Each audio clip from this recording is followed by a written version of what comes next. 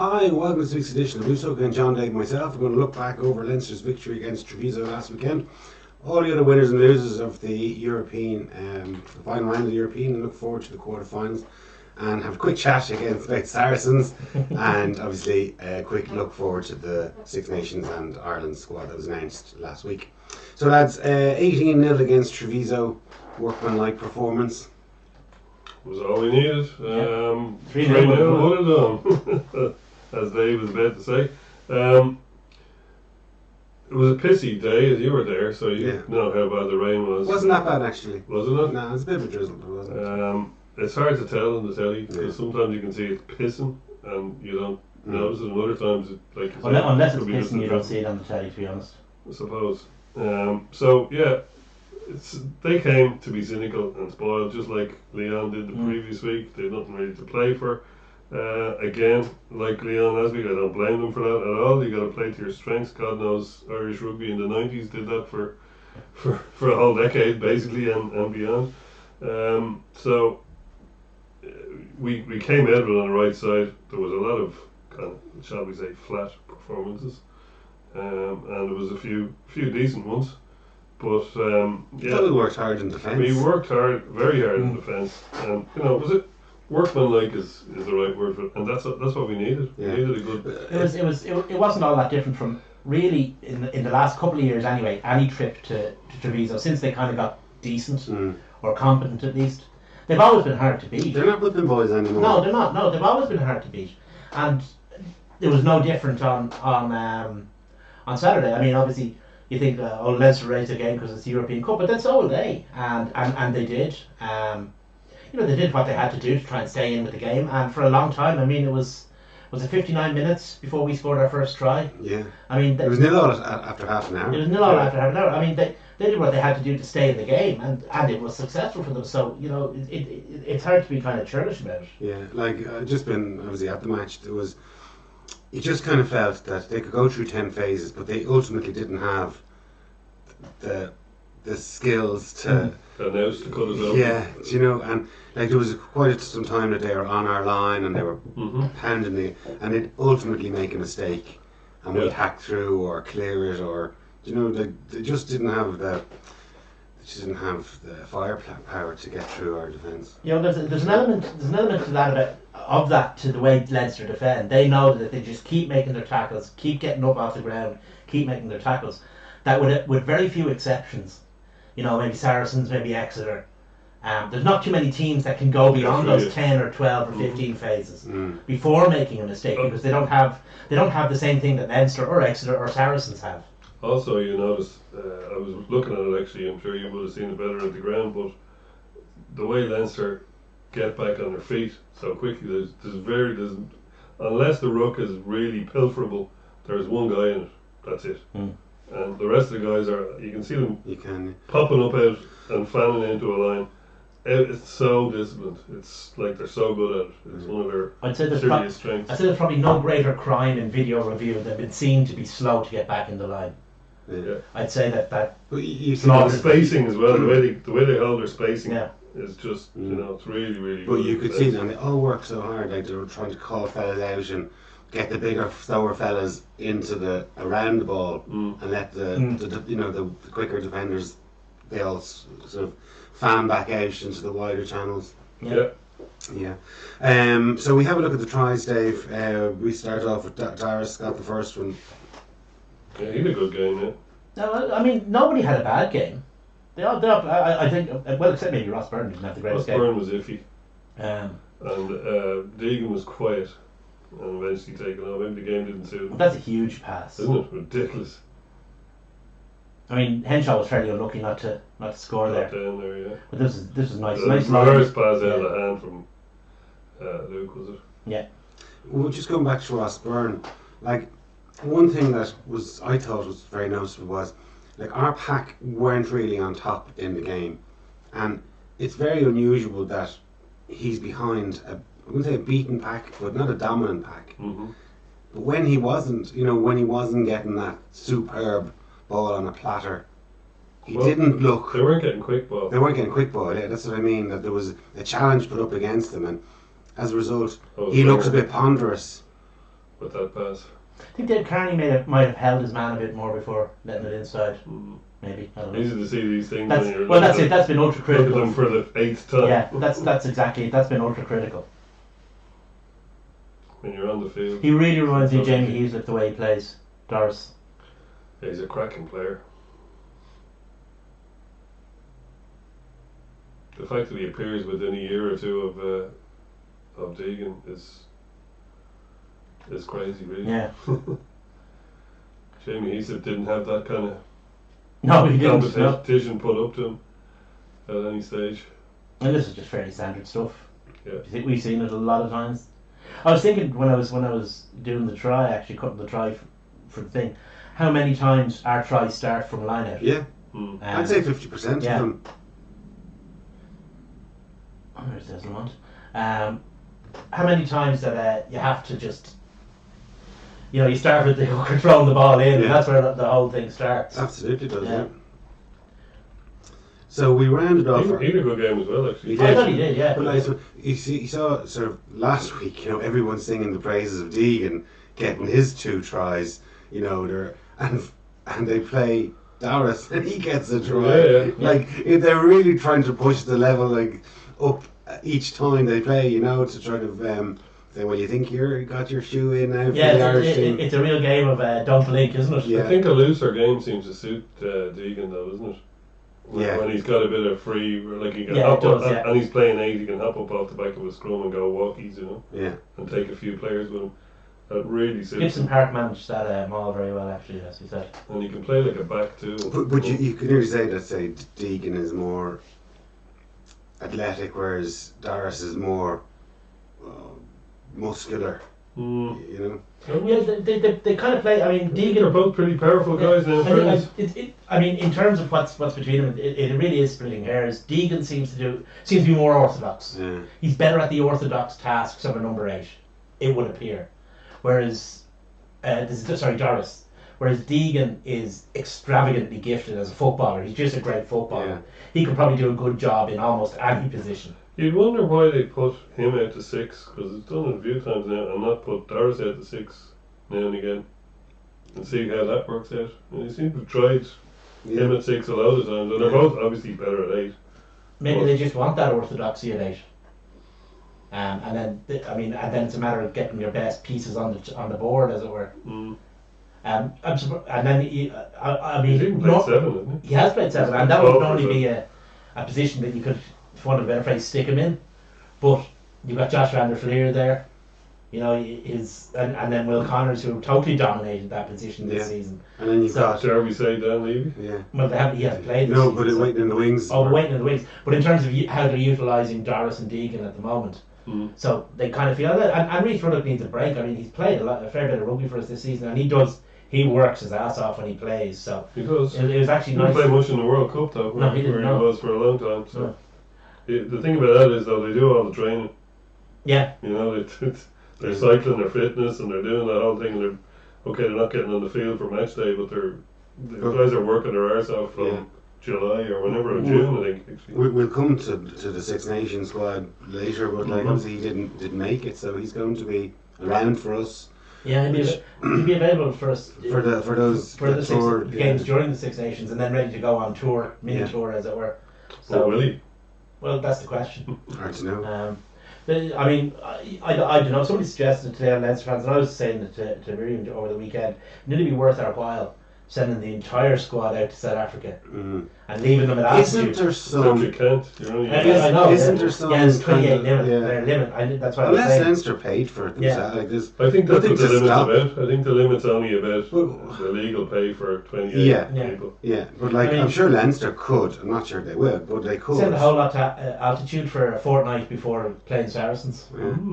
We can all play at that game. You never know. It might be interesting. So just like we obviously finished our table 6 from 6, 28 points. Only the 2 matches we didn't get a bonus point in. It's just looking at 28 tries scored and only 9 conceded. The only other team that conceded 9 was Toulouse, but they only scored 19 in their pool. So 199 points. yeah, frightening really, That's isn't it? almost 6 games, like, isn't it? It's crazy. I mean, it was a completely dominant performance in the group stage. I mean, and you know, when you looked at that group, at first when the group was pulled, you thought, oh, that's a handy group. Mm-hmm. You know, because Leon, We Saints, cycled that one a few times. Treviso. And then you come into Europe. Well, it was after the World Cup, we were kind of going, oh God, this is a harder group. Yeah, than you so. think it's a harder group than it is. And then cycles back round and then again. cycles back around again. Although, in fairness to Leon and Saints, they've maintained their prominent league positions. Mm-hmm. And Treviso are going as pretty much okay as well. So, whether it's a hard or an easy group, it's hard to say. It turned out to be, certainly the results would lead you to believe that it was an easier group. Easy is probably the wrong word. Easy because the guys worked bloody hard to get what they got out of it.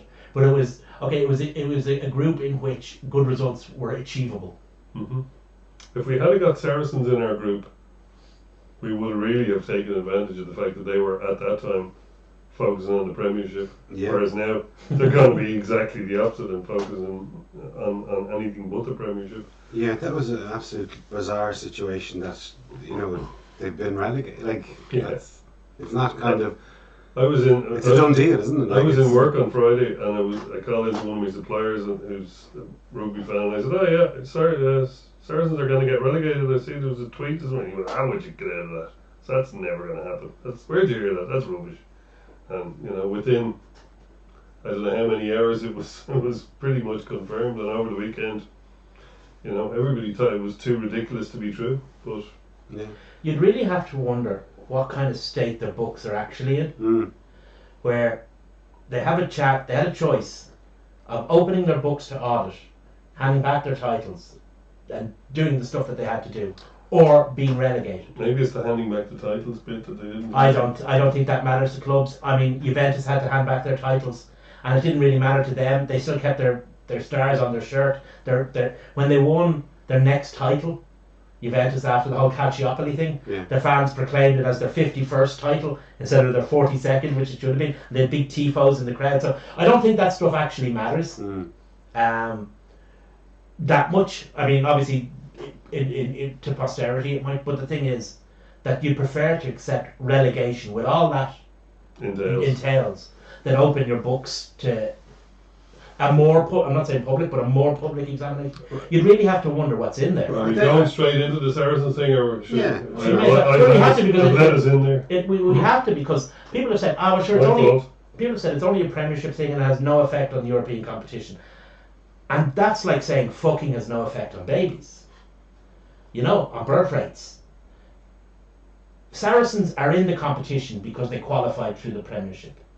Their seeding in the competition is determined by how they finished in the Premiership.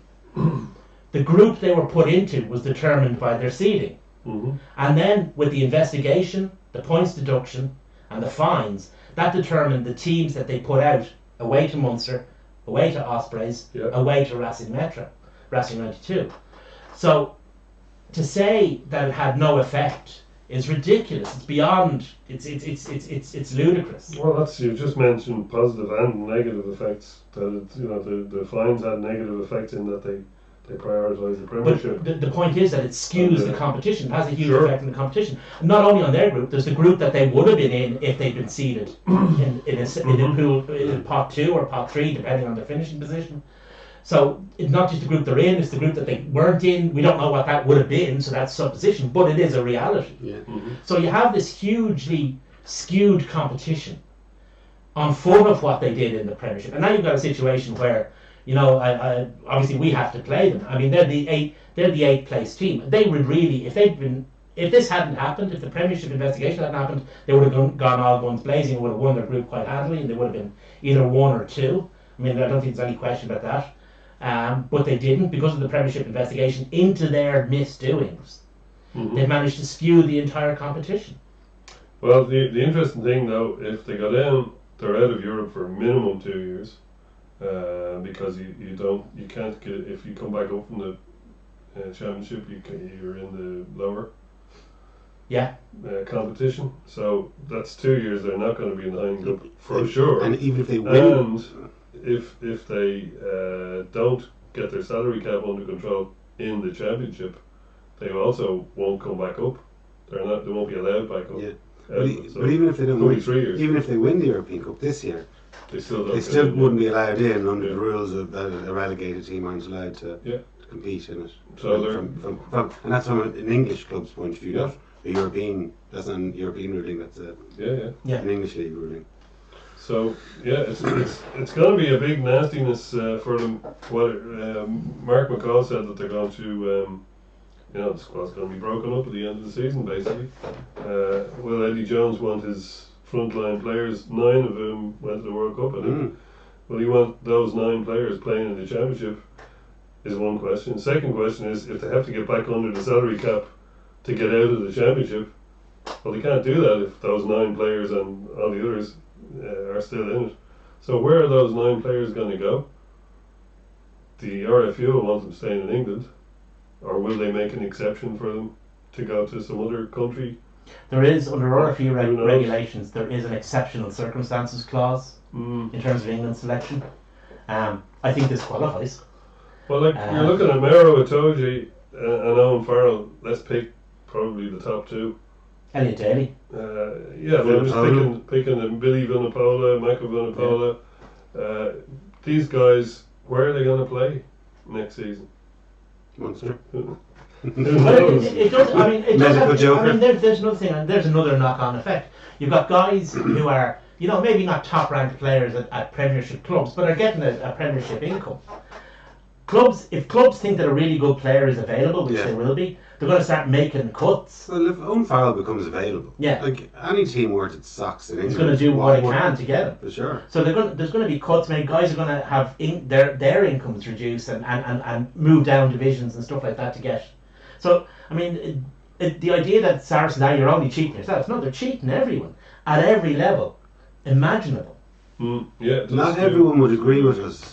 There's been a few high-profile people coming out, like you were playing a bit of Brendan Venter. I listened to that this morning. Stephen Jones was. I didn't read the article. I just heard about it. I haven't heard all of Fender. I was listening to the way over. I listened to all of it this morning on the podcast. But one of the things he says is it's a complex situation. And for sure it is. I mean, Brendan Fender is a great hate figure. He's had some lovely dealings with the press in the past. I can remember one particular interview which After Leinster, wasn't it? No, it was after another game in that group. Okay. Yeah, 3 cheers for Sir Eddie Bombo. that's it. And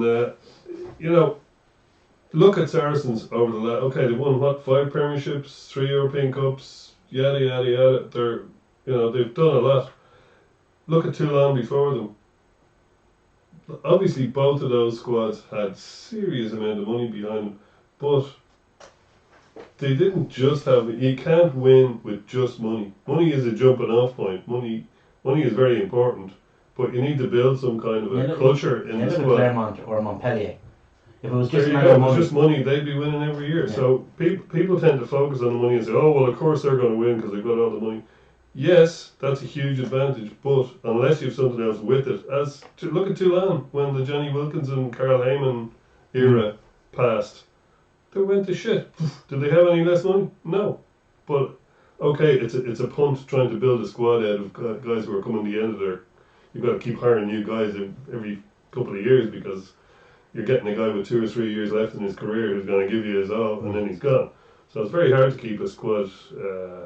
What's it they say? Culture together under those circumstances, rather than say with Leinster where they're building genetically or whatever the word I'm looking for up through their academy, etc., etc. It's a You're going to get in a Leinster team. You're probably going to get guys for 10, like even Darcy and O'Driscoll for 15 years they played rugby for Leinster. So you're going to get that. You're not going to get that in a Toulon situation. However, Saracens did have that. They had guys with them for a long, and guys like Itoje coming through their academy. And that's the thing. Like you have to sort of. That's culture. But they had a great academy, and they whatever about their and they developed a lot of players checkbooks from England that they paid. The Elliot Dailies and lots of other players that joined the ranks, but they also produced an awful lot of their own internal players. Well, Just just to finish this yeah. off, right? My very long-winded point is that it's a complex situation. You can't just. People tend to go mental on the. It's Oh, not they complex. cheated, kill them. I agree they cheated, punish them for sure. But all I'm saying is there's something extra there that there's complexity there that's not Well, black and white. I'm not sure how the That's complexity comes in. I mean, if you're willing to bill a £7 million or less, That then you're part's good. black and white. If you're willing to Absolutely. bill a £7 million and one, then you're bad. There's no great complexity there. And as you know, whoever's job it was to manage that situation, I was going to say take the eye off the ball, but they knew exactly which ball they were watching. I mean, But they reveled in, like maybe in the 70s and 80s, the Los Angeles Raiders reveled in this idea that they were seen as the bad guys. They wanted to be the bad Yeah. guys, and they kind of had a big banner in their training camp of there's two rules. One rule: do whatever it takes to win. Rule number 2: see rule number 1. And like they didn't care what line you had to cross to win. And it seemed that Saracens kind of followed down that path and didn't care that they were, Everyone hates us. yeah, we don't care, the But- Millwall sort of thing. there is a difference there. For a start, American sports are very, very tight on salary caps. Yeah. They're extremely tight on Yeah. it. I mean, the things that the Raiders did had nothing to do with salary caps. No. You saw I don't know if you saw the punishment the Houston Astros got last week. Houston Astros were filming catchers' signals to try and get an advantage so they could let the batter know what ball was coming. Yeah. Right? They were fined $5.3 million. Their general manager and assistant general manager were sacked. So they got a similar fine then as Yeah, Saracens yeah. did. But American sports don't mess around. The thing about the Raiders is that was it wasn't an image thing because they were bad boys, but they were bad boys on the pitch. How they got to the pitch was Yes. entirely legal. Yeah. That's the difference between them and Saracens, for example. Saracens are Um, bad boys on the pitch. And, And in the back and in room. the counting room. I mean, Stuart Barnes was attempting to defend them on Twitter at the weekend. And I asked him, I says, Stuart, if this was the US postal cycling team, and instead of financial doping, they were blood doping, what would you say? And he came up with, it's individual. I said, is there some kind of moral difference? I mean, it is cheating. I mean, well, I'm not talking about somebody trying to tap a ball back offside or the small ephemera that goes on a rugby pitch. This is big figure attempting to pervert the sport. That's what they did. Yeah. I mean, and the thing is, this is nothing to do with us playing them because we have to play them, and that's how it is. But just in terms of the overarching, the overview of the thing, the idea that they were kind of, it was only a little bit of, it was only a few bob, it doesn't really have Jiggery-pokery. it doesn't really, a bit of jiggery pokery, it doesn't really have any effect. It's just them. It's Oh, not. that's huge effect. It's the biggest scandal in English rugby since the guy from Wasp got pissed and went to the wrong meeting back in 1895, which is why Wasps are the founder member of the RFU. It's literally that big. Yeah. It reminded, just the way that there was this kind of, two sides of the argument. Say 10 years ago, the Bloodgate. Good people on both sides. Well, 10 years ago, there was the Bloodgate, right? And, some people were outraged by it that somebody would stoop, or one team would stoop that low to be that organised to try and manipulate the on-field substitution and whether it was replacement or, an injury or tactical. And, we kind of saw, and say, Stuart Barnes was doing the commentary for that match against us. Who punched Tom Williams in the mouth? Yeah. Tom Williams? Yeah, so it was all sort of, nudge, nudge, wink, wink. Sure, we've all done it, and we all do it. We know what goes on, and sure, let's turn a blind eye to it. But then why have the rule there if no one's Well, going to adhere that's to it. it? I mean, the other side of that is, it kind of wasn't nudge, nudge. Well, wink, wink is probably unfortunate because the punishments that were handed out were huge. Only when they were caught. Oh, but you had to kind of catch somebody doing No, I something to know, punish them for doing it. but the point is that it was only because it was such a furore over it. Oh yeah, well there was Like, a huge furore. Whereas, it was it was quite. And that didn't even cost another team. Well, certainly in our competition, in our game, it didn't. It may have done in English games. But apparently it was quite a common occurrence. It wasn't just a once-off in that game. Do you know what I mean? Someone actually had to go and buy blood capsules Clapham High Street. and hide them in, and have them in Secrete them. have them in the kit bag, to be called on whenever needed. Do you know what I mean? Just as you'd have tape in there or scissors, it's all. Oh yeah, there was malice aforethought there. I think it's funny how the club have all. Remember they had all these words like Honesty, respect. humility. That's a funny one. Like the most arrogant like thinking they could cheat everyone for 5 years, whatever many years they were over the cap. So they were definitely over it in 2015, and they just kept on going. By all accounts, Nigel Ray is a lovely chap and he looks after the players and all that, but at the same time he's blatantly flaunting a cap, and with extreme arrogance, it has to be said. Now, the money is probably nothing to the guy. I think he's so wealthy that he doesn't really give a shit. 5.3 million, you know, it's probably more about his ego than it is about. I don't even The think actual I don't even sums. think it's about ego. I mean, I will say about Nigel Ray, I do think he actually. It's not ego. I think No, he it's a genuinely genuine love loves for the the game. club. Absolutely. I genuinely do. But And I wouldn't. I'd never question his that's blind his motives. to. I'd Well, question he's his probably been methods. involved in the club for Yeah. 25 years. Yeah, you know, yeah. perhaps, so. His motives are well, they are pure, but his methods. Well, look, we as a famous man once said, we are where we are, and we have to deal. We have to deal with immediate. We're the team that has to deal with the immediate fallout. Yeah. What was it? Charles Dickens said, Mr. Macabre, annual income £20, 0 shillings and 0 pence. Annual expenditure 19 pence, 19 shillings and 6 pence. Result, bliss. Annual income £20, aught and aught. Annual expenditure £20 and 6 pence. Result, disaster. And I think that might be an apt one for Nigel Ray. You were actually there for that. I was, yeah. I gave him You that. remembered that, though. I gave You were him there for that this line. organisation. Was that it, even sir? No?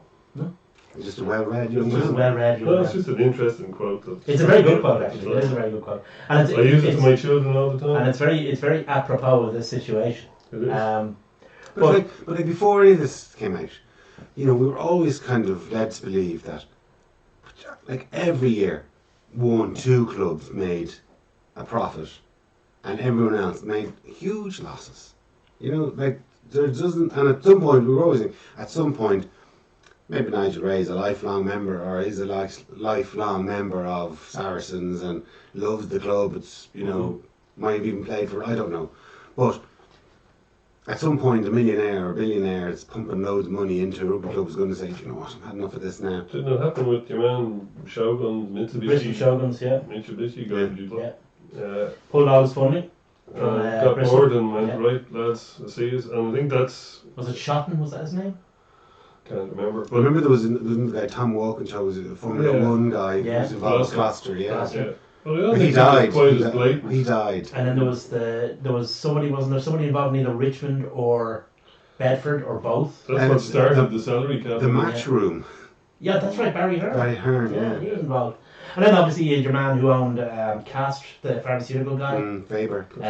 Pierre Fabre, yeah. When he died, his family were no longer interested in carrying on his largesse. And that's the peril. If your club success is at the whim of a wealthy, And generally something like healthy that. individual. And you might Or- something like, say, Treviso with Benetton's big. Yeah. They changed the name to Benetton like now. Yeah. So. We changed the name Who's back in in the name? fairness. They changed the name back to They were originally Benetton Works team, that's why they were Benetton Rugby. Right, okay. And then they wanted to be part of the town, so they became Benetton, but they changed the name back. Right, okay. But yeah, I mean, hitching your wagon to the whims of an often elderly billionaire or Sugar millionaire daddy. it's a perilous existence. And I think Saracens thought that they were okay there because, you know, the whole family was involved, there was a business behind it and stuff like that. I mean, the business hadn't made any money in terms of But they did do a lot of stuff, like, their methods were, you know, the cheating the cap and the actual stuff they did, horrendous. But they did do a lot of stuff for their players to make them better people and to give them a life after rugby and to, you know, they had a lot of thought. That's what built their academy and, you know, they did have an ethos to turn their players into better human beings. Ironically, maybe, but that's where they let Chris Ashton go. he's supposed to be a lovely chap as well. It's a pity If a that bit of a joker. yeah, it's a pity that he's still not at the club. Otherwise, we could call the whole scandal cash for Ash. Although I believe that one's been used before. But yeah, I mean that's fine.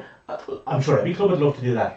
but these things They cost don't have money. the money. Yeah, These things I cost know, money, I know. you know, and things like that. Like, Isn't it a funny kind of, yeah, you know, like I said earlier about how they have this thing of honesty and you know, humility, and they're being really arrogant and dishonest at the same time by cheating the cap. So, hey, yeah, it's an interesting situation. Well, it's a situation that appears to have come to an end.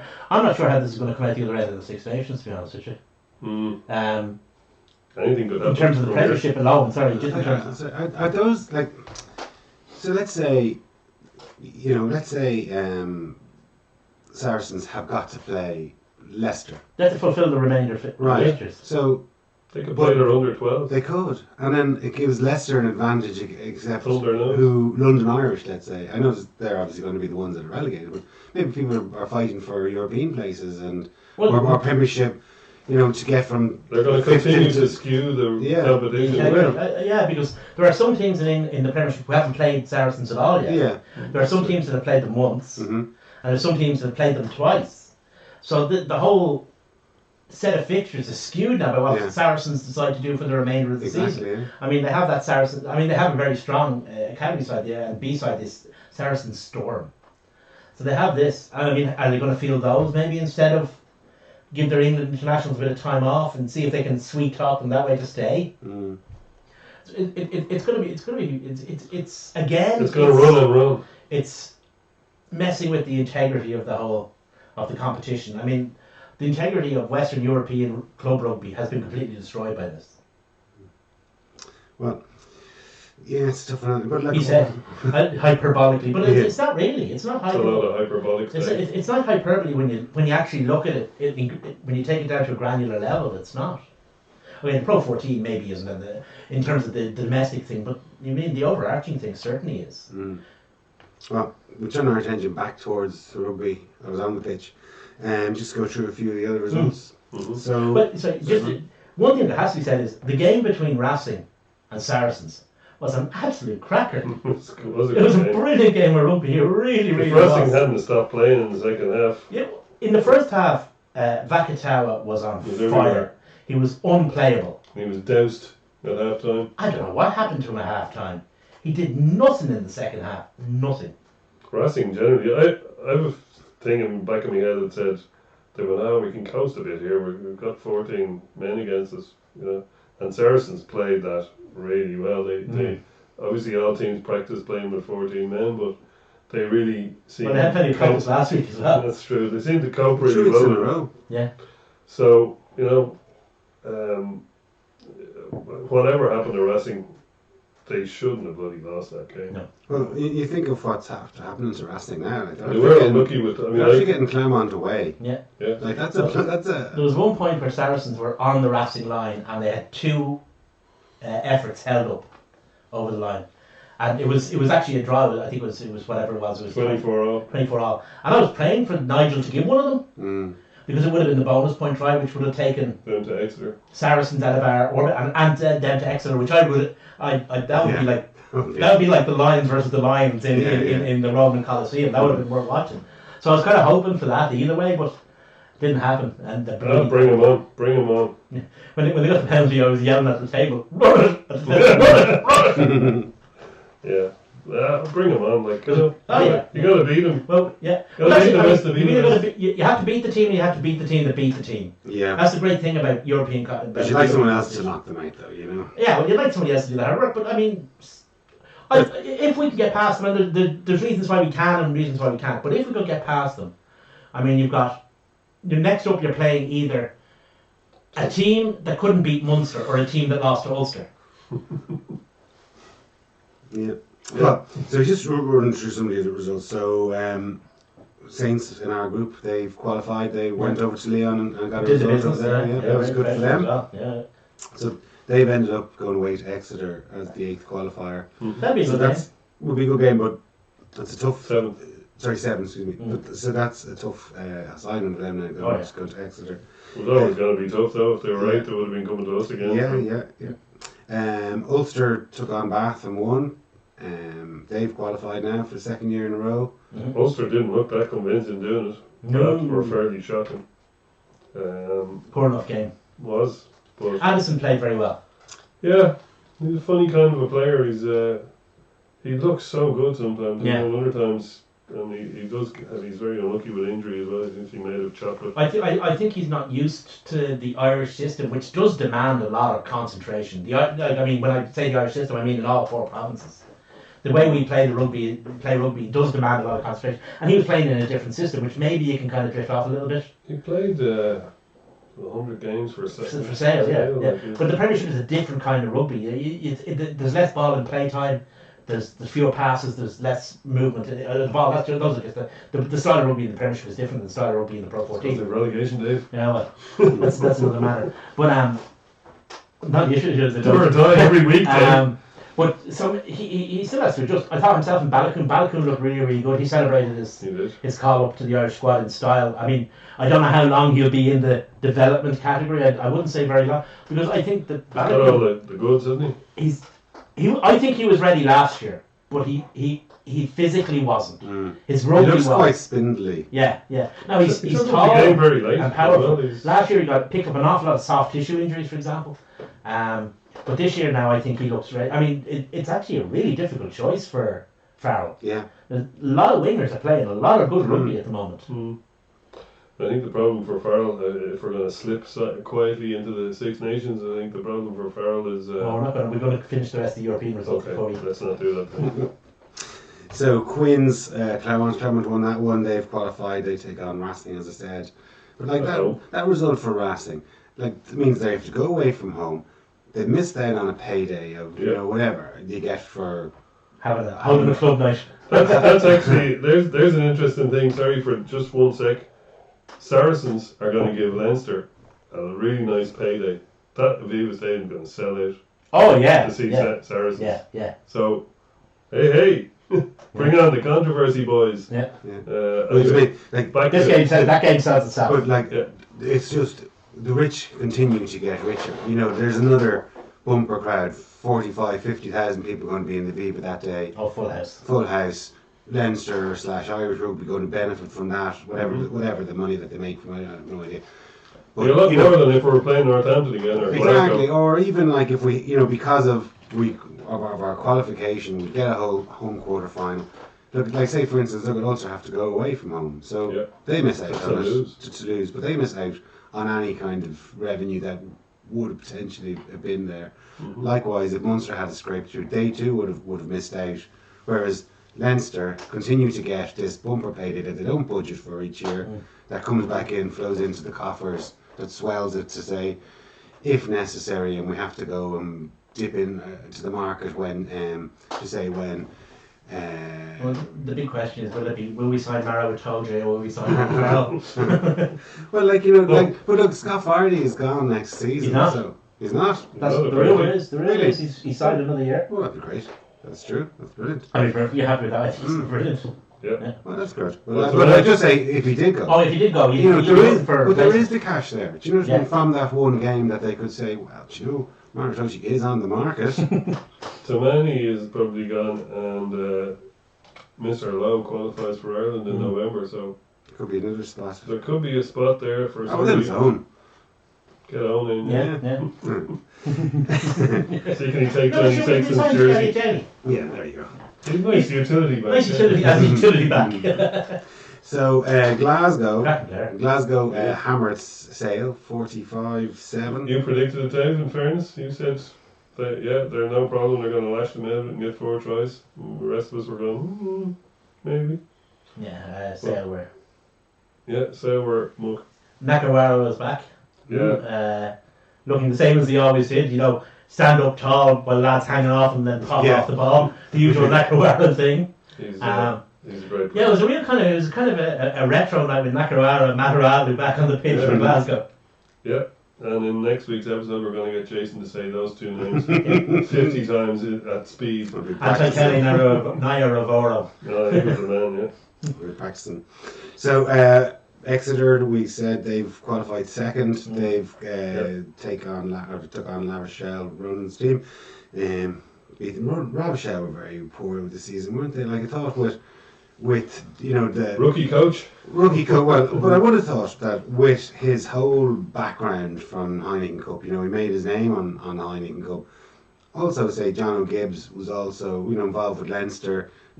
Would have again probably got most of his stripes from being involved with the success that Leinster had in Europe. Mm-hmm. It didn't really transfer at all into the mentality of La Rochelle. Well, it's not that simple, is it? No, it's not. There's so many factors to French rugby, like. Yeah, there's a big cultural shift involved. Never mind training or preparation. There's a whole cultural thing involved. I mean, there's only Racing, Toulouse, and Clermont that really take it seriously. And the rest of them are going, yeah, we'll give it a go. But Toulon obviously did as well. Well, now I mean, yeah, okay, at the moment, yeah. Like they all give it a crack, but if they lose a couple of games, right, back to the bouclier. Well, we did see what Leon did, Yeah. Like, okay, they did. In fairness to them, when they came to Dublin last week, No, they put up a good fight. But results-wise, like they didn't. It is up a level. I mean, that's the truth of it. That's when a you different kind of rugby as well. and it's a different kind of rugby. There's an element of it. I mean, at this stage in the group stages, it's not on a par with international rugby. It's not. But there are elements of international rugby that come into it that club players aren't used to. Different styles of play, different way the way the game is refereed is different. Stuff you just don't see in a domestic league when you're playing a transnational league in a transnational competition, like it is at international rugby. There are different elements. Even the food is different, the rain is different, the grass is different, the ref is different, the language is different. Everything combines, and some clubs just aren't used to that, especially the more inexperienced clubs like Lyon, like La Rochelle. Well, La Rochelle have been knocking around. That's only a few seasons now. It's only about 2 or 3 seasons. 3 or 4 years they've been 3 or in 4 Europe years, yeah. on the run. They should be kind of. But it's hard to fix. I mean, we all know the stories from various different French clubs of how there's a cultural difference there between dessert trolleys and. Yeah, but there's also lifestyle stuff that they find that the things that are important to the English or Irish or Welsh or Scottish professional rugby player are less important to the French professional rugby player, and things that are important to the French rugby player are less important to the Anglophone rugby player. Yeah, well, I mean, I think if an Irish lad gets on a plane and flies over to Glasgow, it's not a foregone conclusion in his mind that we're going to lose this game, and it's not really important because we're away from home. Yeah. Whereas you do get the sense that if a fella from Toulon gets on a plane and goes up to Paris, that he's already beaten before he gets on the plane.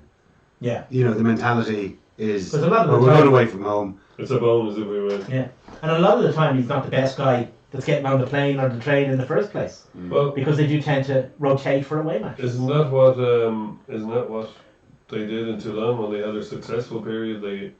They got good at winning away matches, and they got a different attitude, and they got a harder edge to them, which isn't always the case with travelling French teams. Yeah. For whatever reason. So Munster took on the Ospreys. They hammered them as well, 33-6. Eventually they did. We were losing 6-0 on 30 minutes, and then went batshit mental on them and scored loads of tries. Ospreys. Ospreys are a rabble. They're a rabble.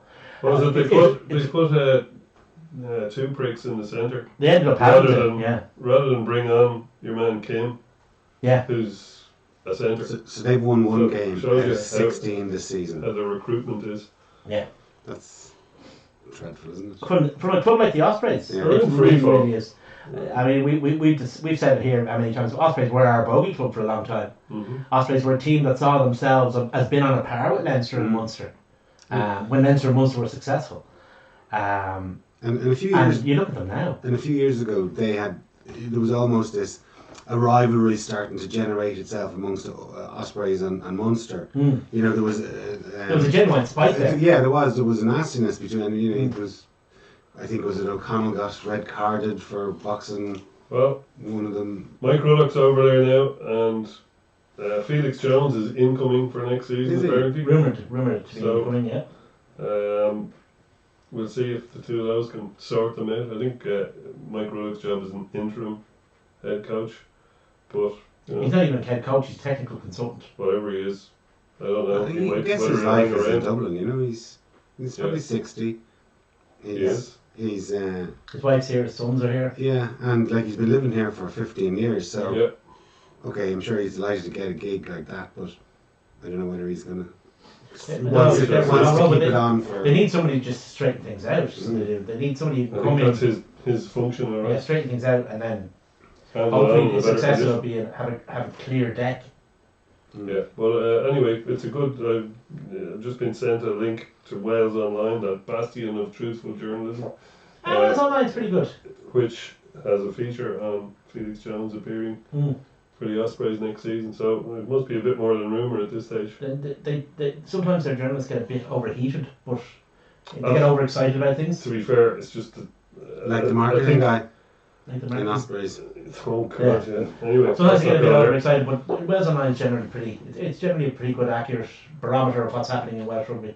I just don't like the particular, the way the thing is run in the Bath paper is owned by the same people with all the pop-ups and the videos and it's Well, just it's Trinity Mirror Group, so It's they just use awful. that system. They all use the same system.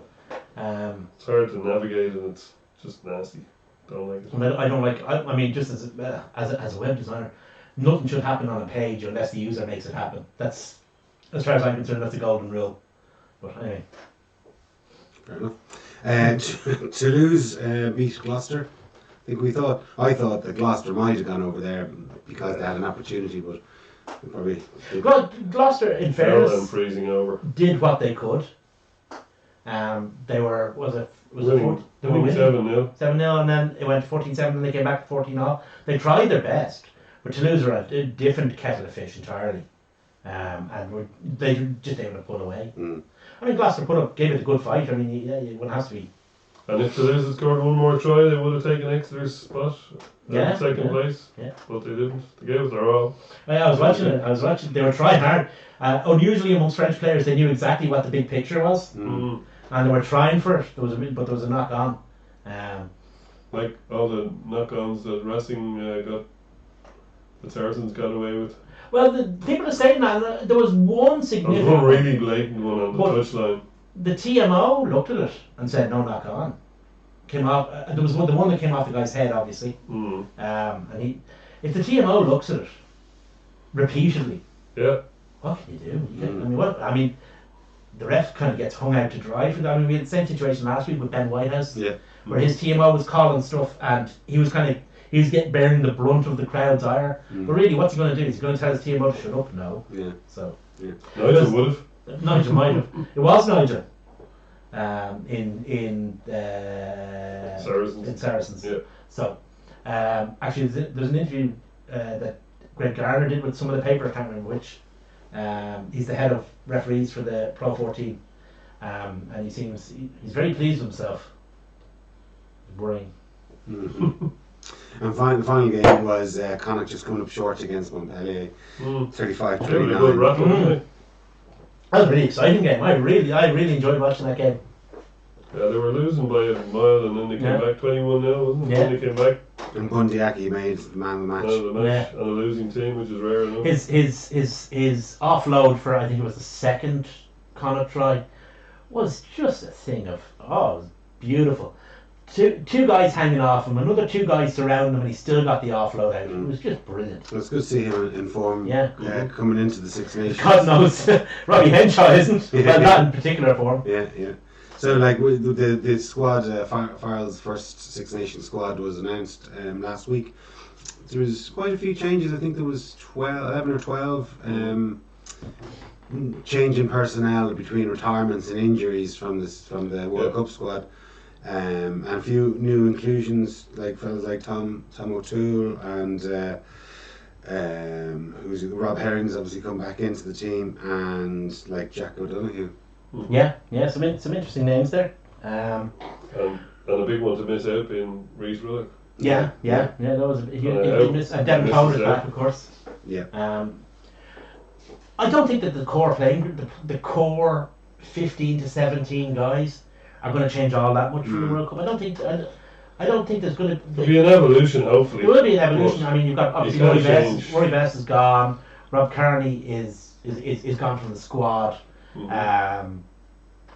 You can't change too much in an He's not international going to change team. too much because I mean, If you change 3 players, that's quite a lot. there's very few guys who are picked for the World Cup for the match day squads. For the game against New Zealand, gaming at Japan, gaming at Scotland in particular, there were better options out there. Mm-hmm.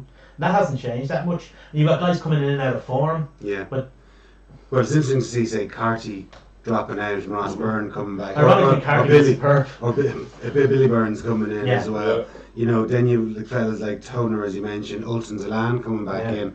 So whereas they went for, say, Klein, like say, interesting, they have only one of the Munster tight five, which all five of those lads went to the World Cup. Only Kilcoyne remains from their tight five. Yeah, that's a big change. Like, right? but the thing that I would say they're at in fairness to those Munster guys, there have been a few injuries. I mean, John Ryan has been a back knack. Jean Clark, I think, is injured as well. I think he fell over his incompetence. So there's that. I was surprised Niall Scannell wasn't in. yeah.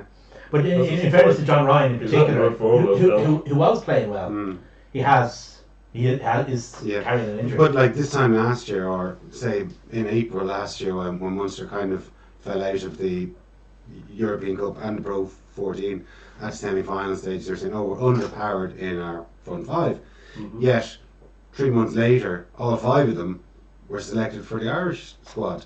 Now they weren't starters, but they were included in the team. You know, at the expense of Devin Toner. Blames that on why they're doing so shy is because they lost too many players to the World Cup. So it's a big vicious circle. It is. But like, I suppose some of the Ulster lads were given a bit of stick, saying that some of their fellas should have been included in it, particularly Stuart McCluskey, but he actually been subbed up now to go training. I've never. Larmer's Larmer hurt his foot, I believe. Yeah, I think they just want another bod for Portugal. I've never been a big, huge drinker of the Stuart McCluskey Kool-Aid, to be perfect, Flavour Aid to be precise. Okay. It's not the Protestant version. That's the Jim Jones version. I've never been a big drinker. I mean, he does the right thing 50% of the time. Yeah, he's a great player for Ulster, and he's very good at that. Really Don't get me good. wrong. I mean, he's superb for Ulster. But if I were bringing a centre, I'd be looking at Luke Marshall. Yeah, but like I thought, who is actual quality. Like they played against a pretty good Clermont side last weekend, not the weekend, just the previous weekend in France, and I thought his deficiencies were shown up. Yeah, you know, at that level, but he can be excellent when they're playing, you know, a very crap Quinn's team, or they're playing against, you know, Connacht. I think that's a bit harsh on him. I think a step up to international rugby might be a big one for him, but I don't think he's like. Well, I think he's better than you're saying. That Fijian guy that was playing for Clermont was superb. Yeah, for sure. But you know, he's going to make anybody look. Yeah, I think he is. Are you still down on Gary Ringrose, like you were last week? You were a bit. I just think he takes a bit Why out do you of the hate ball. Gary Ringrose? Why do you hate don't Gary hate him. Ringrose? I don't hate him. No, I just think it's Hey, last no, week. I'm a lover, not a fighter. As your second row partners always used to say. I think the thing with McCluskey is his ceiling is a bit lower than other guys who mightn't be available. In fairness, I mean, I don't think Tom Farrell's available at the moment. He's injured. I'm not sure why they didn't go with Luke Marshall. Maybe they haven't seen enough of him fit. And I'm surprised that Rory Scannell isn't involved. And I'll tell you for why, as they would say in Gavin and Stacey. Rory Scannell is the only proper second 5/8 we really have who plays that position. 10, 12. So if you want to switch the way you're playing instead of just switching the bodies around, Rory Scannell actually gives you that option because you can play first and second 5/8. It's hard to put a guy like that on the bench, though. Really, I suppose. Well, that's he can be emergency 10. Yeah, that's it. I mean, Paddy Wallace made an entire career out of it. That's true. Being the only guy who played that position in Ireland, you know. So I was surprised he didn't go with it because it does give you an actual tactical difference as opposed to just a personnel difference. Yeah. Well, we'll delve more in depth into the Six Nations next week, but for now we have a few questions from. Well, some of them we've dealt with, but we'll go through them anyway. Niall O'Malley asks, does Deegan and Doris at 6 and 8 only work on a faster track? With strength, so we kind of discussed that already. Why maybe Deegan and Doris together do and don't work. Do you think they do? I think they work better on a faster track. In fairness to Niall, I think he's right there. I think they can work together. I think they're such good footballers that they Do you make it think, work. say, going into the Six Nations, that they'll pick both of those lads? No. No, I think it'll be Well- either or. They might pick both of them, but one of them will be on the bench. Yeah, okay. I have a feeling that by picking so many number 8s, I have a feeling that CJ Sanders is going to be seen as a 6 by Farrell. Yeah, definitely. Yeah. And I think that's his best position. I think they rather go than- for. Yeah. I think they go for Darius, Yeah, Van der Fleer, and Standard. and Standard. Yeah, I think so too. Yeah, I would be disappointed. And then you here got Max. you go, right? You got Max that can play 2 positions in the back. Yeah. Yeah, so you That's stick him that. on the bench. Stick him on the bench. Here you go. Farrell, as I said, if he changes 3 people, that'll be a big change in an international rugby team. Rory Best is an obvious. Rob Carney, we've mentioned the 2 of them. So there's 2 changes for a Yeah. start.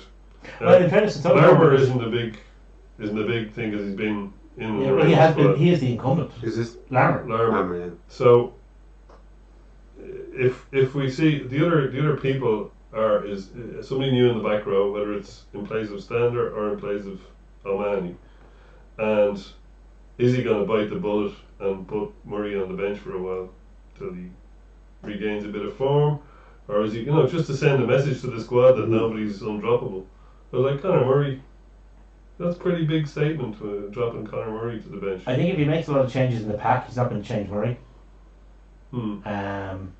But they're the areas that he's. Oh yeah, yeah. where I he don't is. think if you're going to make a lot of changes to the pack, you've got an untried pack in elements of it. You're not going to change your scrum half, particularly one who's known as a forward scrum half like Murray is. That's true. And the other thing is, for all the people that have been saying that Murray's playing quite poorly, Murray's actually playing behind a very poor pack, Yeah, and that makes such a big difference. and it makes such a big difference playing behind. I mean, whoever thought that you'd be saying that John Cooney's actually getting more of an armchair ride from the Ulster pack than Murray's getting from the Munster pack? But that's true. Cooney plays well though, even when they're Cooney does play well. backwards. He absolutely does play well most of the time. But I think Murray has that extra bit of class and experience. If you're going to make changes, particularly in the back row, Yeah. you've got a new number 8. You might have a new number 10 outside you. So 8, 9, 10. They might decide to. Well, he's not going to change Sexton and Murray. That's Well, no, never going to happen. if Sexton might be available. if he's Sexton might available. not be available for the first game.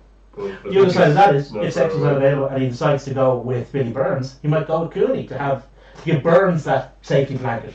Well, I think they go for Murray Billy then, Burns is because he's got different. his 50 caps and has. Yeah, but Cooney and Burns do play together. They you do. know? They do. I don't think Billy Burns is going to get anywhere near the starting. He might get a cap against Italy off the bench or something. Possibly, but I don't see it. Ross Byrne picked the wrong time to have his worst game of the season. He certainly did, but I still, even with Sexton injured, But in- I don't see Billy Burns I getting. mean, when did Sexton got injured in December?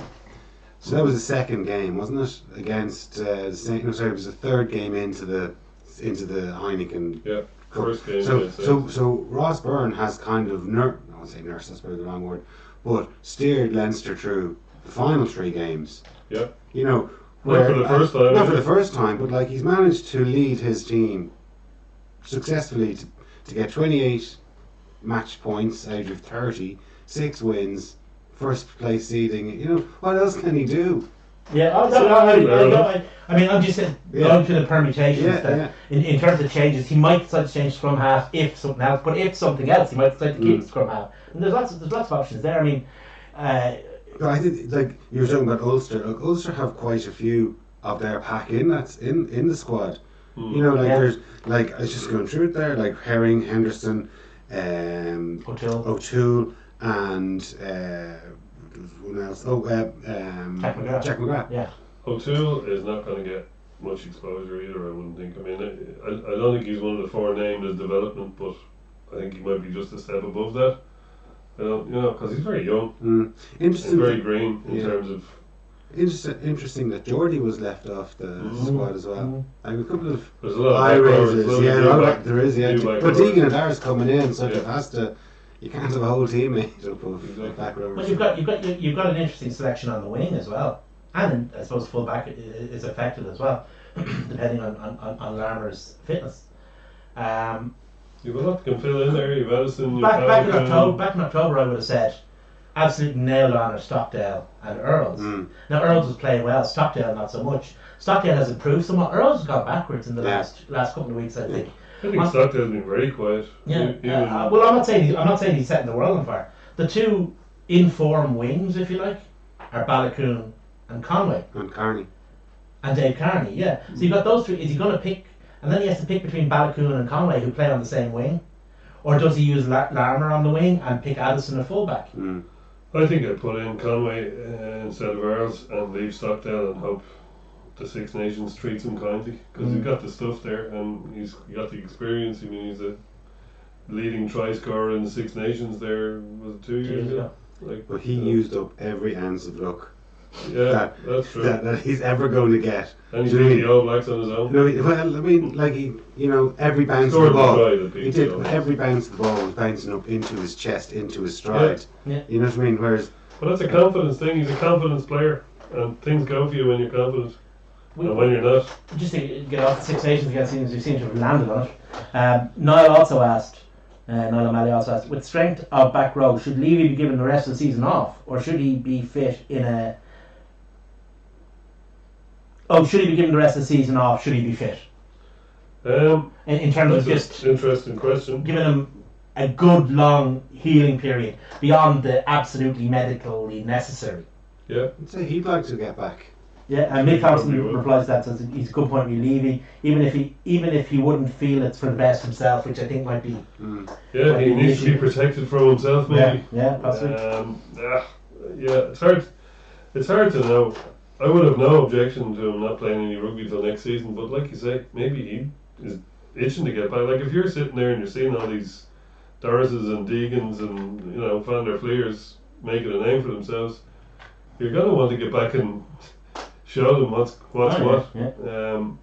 I'd rather, from a standpoint of the team, I'd rather see him come back better and later, but he may not see it that way. And if he can convince the medical people and Leo Cullen and Stuart Lancaster, I think he could well be on the field before the end of the season. Yeah. Gary Wynn asks, if we are honest, Saracens completely overpowered Leinster in last year's final. Other than the home advantage, are Leinster substantially stronger now compared to last year? And that drew a reply from Andy Crawford, who said, not sure about that. Poor kick before half time and an overlap with Ringrose carrying not executed. These are the margins. So Gary comes back and that reckons that Leinster were out of ideas and dead on their feet by the 60th minute. Even at half time, you can see the worry that they pulled out their biggest guns only by drawing. I think at half time we made that mistake of not kicking the bloody ball to end that time. Well, it was 10-0. We were leading 10-0. Say 35 minutes gone. Yeah. And then we conceded a penalty to make it 10-3, and then we didn't kick the ball off the pitch, or we kept it alive. Yeah. And they scored to make it 10-0. The match continued on for another 10-15 minutes. Ringrose had the overlap. Yeah. And it was still 10-0. Like, it was only in the final quarter. Now, they were pummeling our line, but I don't think we were beaten by a better team, that's for sure. There's no question of that. I don't think that there was this enormous gulf in class. And if we had have held on to that lead going into half time, we were deflated. Like, they were cock a hoop coming on. It was a real energizer. I can remember going in and getting a drink at half time and been sort of deflated, going, how are we 10-0? How were we 10-0 a couple of minutes ago and it's 10-0 now? And bumping into Saracens lads, they were like, wow, now we're back in it. Yeah. Whereas it's momentum. There's lots of every team's going to have a purple patch, and it's how you deal with that, and how it's a psychological thing. Like the extra little percentage that you gain from something like that, a big energizer, is huge. And there's really ebb and flow. Exactly what I was going to say. But there's so little between these two sides, or between the top sides in the world, that a small thing like that, a small error gets it's like dropping a stone into a pool. and it goes to show how good they are, that they can capitalise on that. You know what I mean? We didn't make touch. We made an error, and they capitalised. The Saracens game is all down to who comes through the Six Nations with less injuries. They've Billy out already. Whether he'll make it back for April or whether he'll feel like making it back for April, given what's going on, who knows?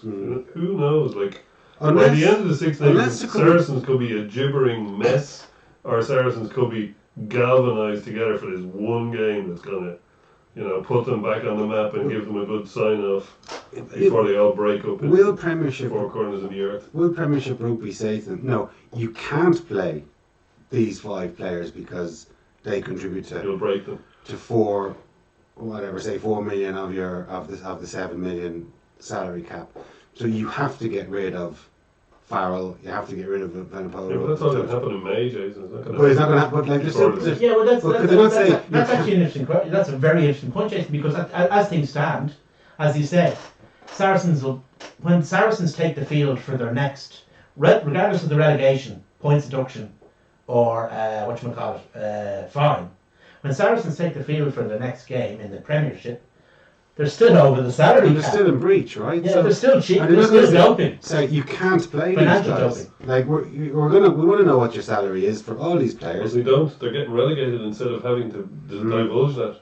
So nothing. It seems a bit of a bizarre system that It's strange. that it can't be audited. That Yeah. that at the end of the season they have to submit their accounts. Is it something like that? Well, it's a bit like if you were in your car and you got stopped for drunk driving and you were way over the limit, and the guard says, "Well, drive home there, and when you get home, we're going to take your car off you."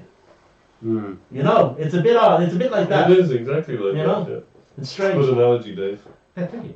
But I mean, that's the way that's the system they have for whatever reason, and that's what they're. But I don't think there's. I think home advantage makes a big difference. Oh yeah.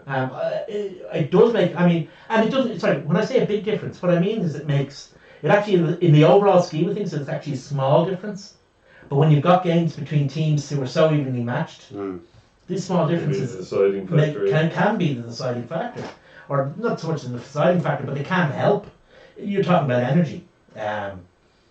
Teams get draw energy from their fans. Especially if there's a lot of noise and a lot of positivity, teams can draw from that. It might only be 0.01%. But in a game between Saracens and Leinster, or Leinster and Claremont, we've seen it. That 1/100 of 1%. Gives you a rush of adrenaline. Can be the difference. Yeah, exactly. A masks Can be the injury. difference. But like Saracens are the type of Gives you a bit of team. a push. Like you saw, say, last season, right? They played against Munster in Coventry, and there was, I can't remember, there was 15 or 20,000, whatever there was at the There was a stage. social media storm. But there was probably, let's say 3/4 of the stadium was Munster, even for an away game. You know what I mean? Like their fans were saying, "Oh, we've got to drive up from wherever they are in the north of London to Coventry, like an hour and a half drive." And the Munster fans had suddenly discovered their dedication to the cause of LGBTQI rights. Yeah. Yeah. Which was a new one for us. Considering we called us Lady Boys for years. So I mean, Saracens do revel in that. They're like the pantomime villain. Yeah. They do revel in that kind of thing. No, but what I mean is that, like, home advantage, that was, even though the match was in Coventry, it was almost like a match in Tobin Park. There was that many Munster fans outnumbering. Yeah, but that's not going to happen in the Aviva Stadium for Saracens. There's not going to be very many Saracens. No, I know that, but I'm saying that they're used to being in the minority. Yeah, sure. Like even in Newcastle last year, there was a considerable number of Saracens fans, but we far outnumbered them. We did.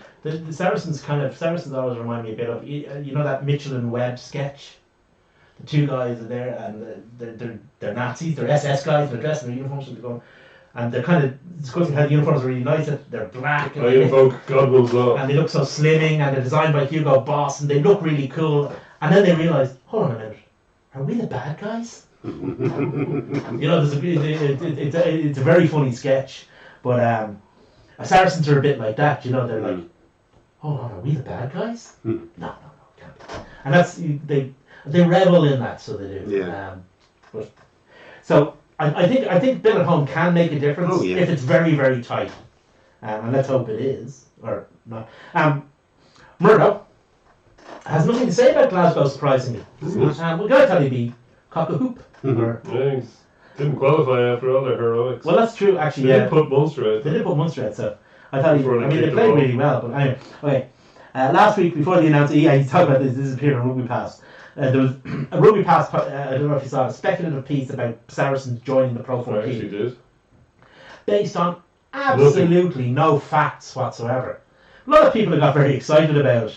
A lot of Saracens fans grasping at straws. You can prove anything with facts, Dave. Yeah, well, that's it. And you can disprove. You can certainly prove that article. I prefer to rely on ignorance and blind prejudice. Yes. Blind facts cloud my judgment, Dave. Do you remember?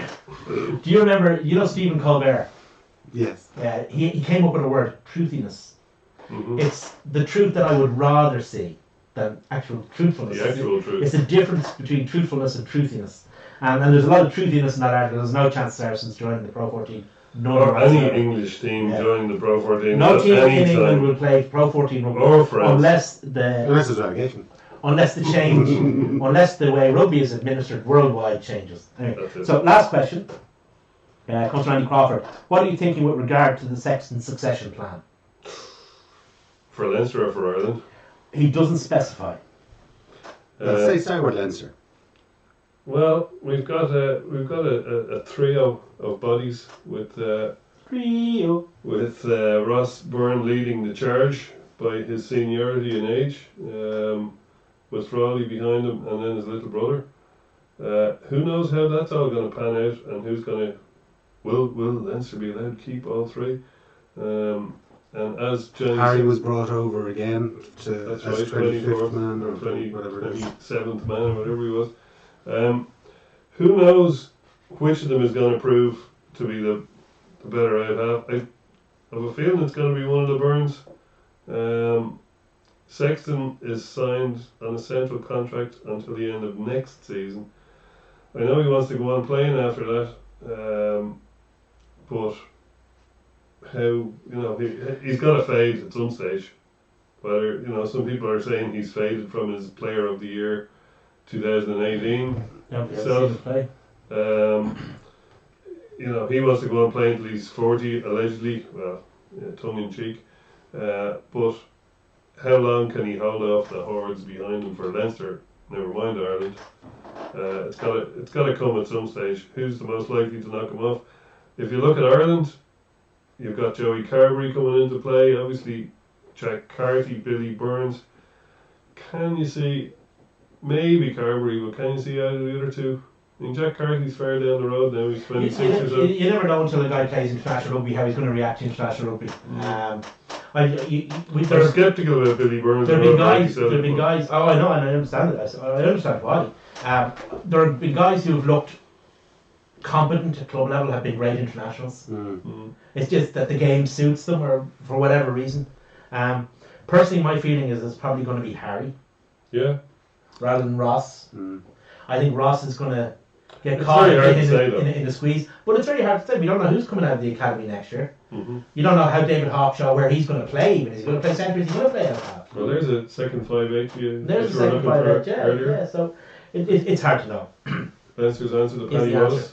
Wallace. Guy who played out half But for Leinster A at the weekend apparently had a great game. I can't remember his name now. like Ross has been. First of all, they've invested heavily. Oh in yeah, him. yeah. You Oh, can yeah. see they've put. He's the man in possession of the jersey. He is, right but now. like he's managed to go from being someone that can play in the matches against the Dragons when the internationals are away, to they Safe pair trust of him, a hands. very safe pair of hands that he can play in the 3 of the 6 European Cup matches when the main man is injured. Which he also did last year. He did.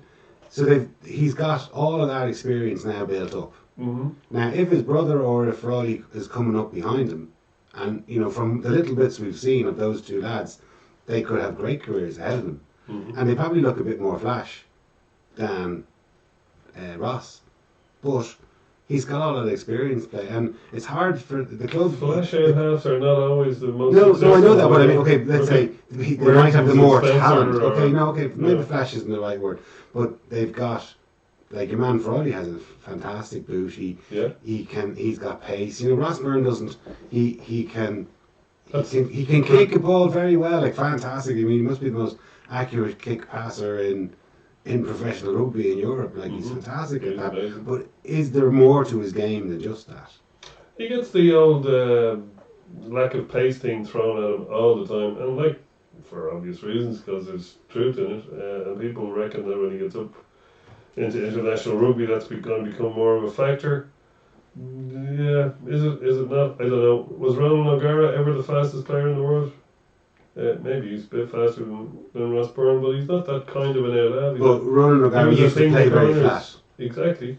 But yeah, maybe Ross Byrne doesn't. Sexton certainly does. But when you've got a controlling team, Ronald O'Gara, despite the fact that he played flat and played a lot of people off him, Ross Byrne can bring other people into the game very nicely too. He's got a good passing game. But I mean, we've scored 79 tries this season. A lot of those tries were scored with Ross Byrne pulling the strings. exactly. And Harry Byrne looks like he has all that. Yeah. Bit more like pace. crisps and a bit more pace. I mean, it's hard to say. I mean, I'm a feeling Ross Byrne may end up being, there's the girl you go out with when you're in school, and you go out with her all through college. Ross Byrne, girl. I know he's a back day, but And, there's no need for that. you think that this is the one forever, but it isn't. You break up, and then you meet someone else. Mm. But that someone else isn't the person you're going to spend the rest of your life with. That someone else is just an in-betweener. Yeah. And then you meet the person you're going to spend the rest of your life.